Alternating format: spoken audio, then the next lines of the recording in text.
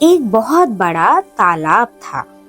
उसमें बहुत सारी मछलियां रहती थी। कुछ छोटी थी, कुछ बड़ी थी और कुछ रंग बिरंगी थी। वे कभी पानी में तैरती थी, कभी खेलती थी, कभी तालाब में डुबकी लगा जाया करती थी। तालाब के सामने बरगद का एक बहुत बड़ा पेड़ था। उसके नीचे बंदर और भालू आकर बैठ जाया करते थे। दोनों ही पक्के मित्र थे। वे तरह तरह की बातें करते रहते थे। तालाब के ही किनारे पर एक बगुला भगत रहा करते थे। वे कभी आंखें खोलकर, कभी आंखें बंद करके गपागप मछलियां खाते रहते थे। उनको मछली खाता देखकर भालू का मन ललचा जाता था। पर वो बगुले राम बड़े ही चतुर थे। उन्होंने कभी भालू से बात तक नहीं की। उन्हें डर था कि भालू से दोस्ती करने पर सारी मछलियां उसे ही खिलानी पड़ेंगी। एक बार तो भालू के मुंह में पानी भर आया। उसने सोचा कि आज तो मैं जरूर मछली पकड़ूंगा, पर पकड़ता कैसे? पानी में उतरता तो डूब ही जाता। इसलिए उसने एक जाल बनाया और उसे तालाब में डाल दिया। पर भालू जाल बनाना क्या जाने, वो तो इस मामले में अनाड़ी था। इसका फल ये हुआ कि मछलियां जाल में फंसती, फिर नीचे पानी में सरक जाती। भालू बंदर के साथ पेड़ के नीचे बैठा था। वो बड़ा ही खुश था। सोच रहा था कि आज तो हम खूब पेट भर कर मछलियां खाएंगे। थोड़ी देर बाद बंदर की सहायता से उसने जाल खींचा, पर ये क्या, उसमें तो मछलियों का नाम निशान भी न था। अब तो भालू काफी उदास हो गया। उसका मुंह उतर गया।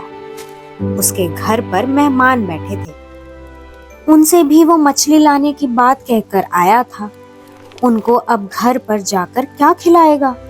बंदर से मित्र की उदासी ना देखी गई। वो अपने को बड़ा बुद्धिमान भी समझता था। वो बोला, मित्र, तुम दुखी मत हो।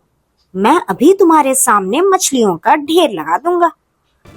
वो कूदता फांदता गया। एक घर से रस्सी तोड़कर भागा, दूसरे से उनकी रोटी उठा ली।